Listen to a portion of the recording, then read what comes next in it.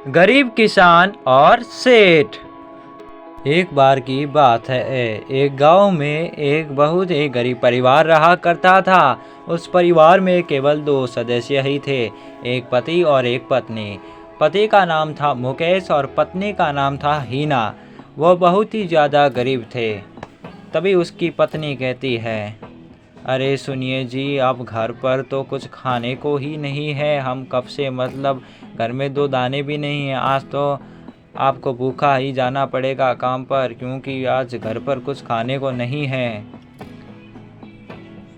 क्या करूं भाग्यवान, हमारी स्थिति भी ऐसी हो गई है कि 2 वक्त की रोटी भी हमें नसीब नहीं हो रही है।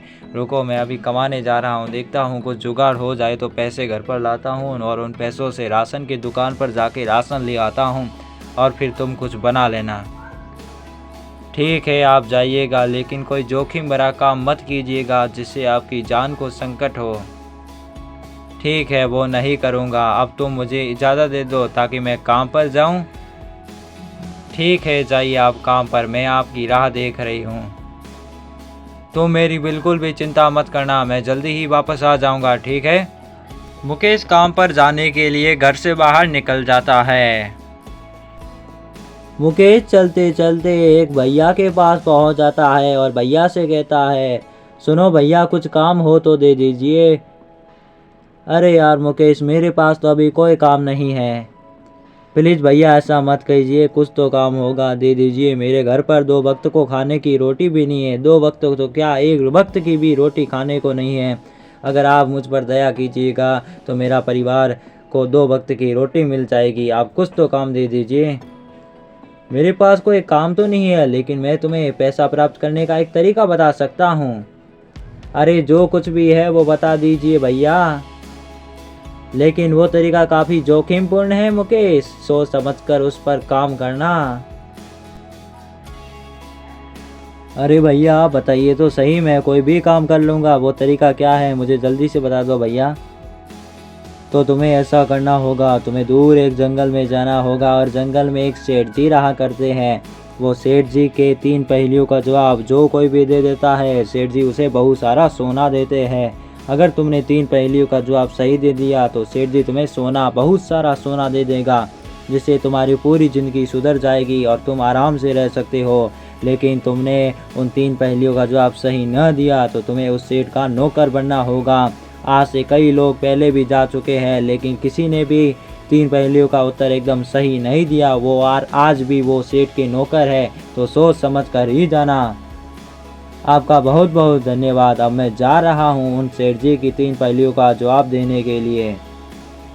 ध्यान रखना मुकेश, ये जंगल थोड़ा ही आगे है, तुम इधर से लेफ्ट ले लेना और इधर से राइट लेकर सीधे सीधे जाना, तुम्हें वो जंगल दिख जाएगा।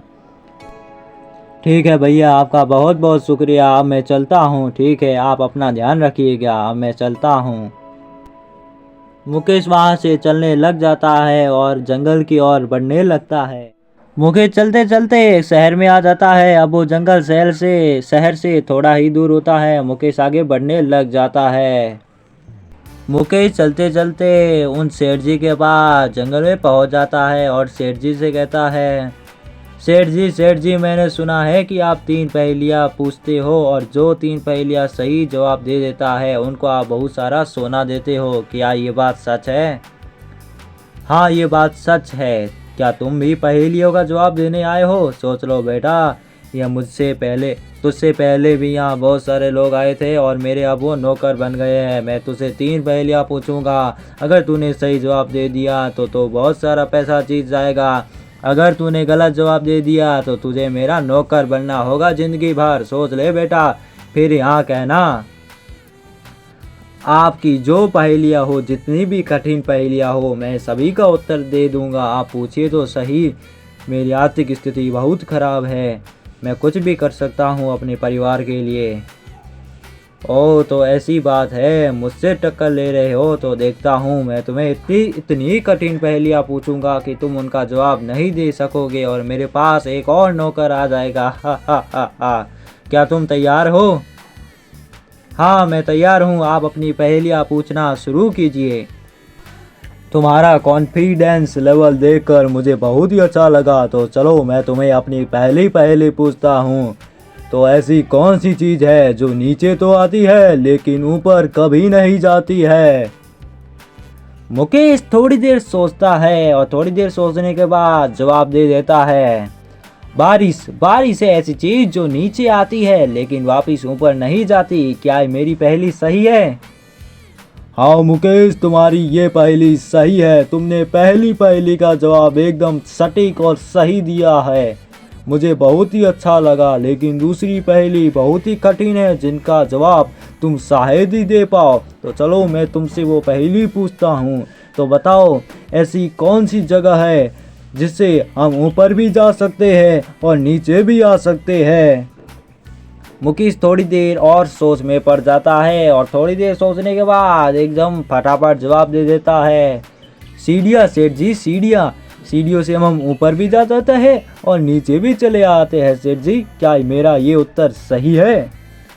अरे हाँ, तुमने तो दूसरी पहेली का जवाब भी एकदम सही दिया है। लेकिन ध्यान देना, तीसरी पहेली है। यह पहेली इतनी कठिन है कि तुम इसका जवाब नहीं दे पाओगे। तो चलो मैं शुरू करता हूँ तीसरी पहेली। तो बताओ, हमने देखा ऐसा भी गाना गा के मारे तीर, बताओ क्या है इसका उत्तर? मुकेश को यह पहेली बहुत ही ज़्यादा कठिन लगती है। मुकेश बहुत देर सोचता है और फिर बोलता है, मुझे इसका जवाब थोड़ा बहुत पता है। क्या इसका जवाब मच्छर है? मुकेश, तुमने तो कमाल कर दिया। तुमने तो तीनों पहेलियों का जवाब एकदम सही दिया है। मैं बहुत ही खुश हुआ। अब मैं तुम्हें बहुत सारा सोना देना चाहता हूँ। मुकेश, क्या तुम सोना लेने के लिए तैयार हो? हाँ सेठ जी, हाँ सेठ जी, मैं सोना लेने के तैयार हूँ। मुकेश इतना खुश हो जाता है कि खुशी के मारे नाचने लग जाता है। फिर मुकेश कहता है, आज मैं अब घर जाऊंगा और मेरी पत्नी को बताऊंगी कि मैंने कैसे सेठ जी की तीनों पहेलियों का जवाब दिया और सेठ जी ने मुझे बहुत सारा सोना दिया। आपका सेठ जी बहुत बहुत धन्यवाद। मेरे घर में कुछ खाने के लिए भी नहीं था, आपकी कृपा से कुछ खाने के लिए भी आ गया। धन्यवाद सेठ जी, मैं सदैव आपका आभारी रहूँगा। आप जल्दी से आप मुझे सोना दे दीजिए, मेरी बीवी घर पर राह देख रही होगी। ठीक है मुकेश, तुम थोड़ी देर इंतजार करो। मैं अपने नौकर से कहता हूँ कि वो तुम्हारे लिए बहुत सारा सोना ले आए। थोड़ी देर में ही सेठ जी का नौकर बहुत सारे पैसे ले आता है और मुकेश को दे देता है। मुकेश बहुत ही ज़्यादा खुश हो जाता है। ये लो मुकेश, तुम्हारी अमानत। तुमने बहुत ही अच्छा काम किया है। आज तक मेरी तीनों पहेलियों का जवाब कोई नहीं दे पाया है। अब ये सारा सोना तुम्हारा है और आगे भी तुम्हें कोई ज़रूरत हो तो मेरे पास आ जाना। मैं तुम्हारी बहुत मदद करूँगा मुकेश। अरे सेठ जी, आपने तो इतना सारा दे दिया है, इससे मेरा पूरी ज़िंदगी में आराम से बैठकर खा सकता हूँ। आपका बहुत बहुत धन्यवाद सेठ जी। अब मैं चलता हूँ, मेरी पत्नी मेरी राह देख रही है। धन्यवाद सेठ जी।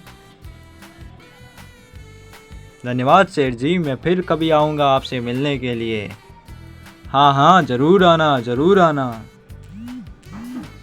मुकेश वापस से अपने घर पर आ जाता है और अपनी पत्नी को सारी बात बता देता है कि कैसे वह रास्ते में जा रहा था तो एक भैया ने उसको सेठ जी का रास्ता बताया। सेठ जी ने उससे 3 पहेलियाँ पूछी और बहुत सारा धन दे दिया। इससे अजी वाह वाह वाह, आज तो हमारी किस्मत चमक गई।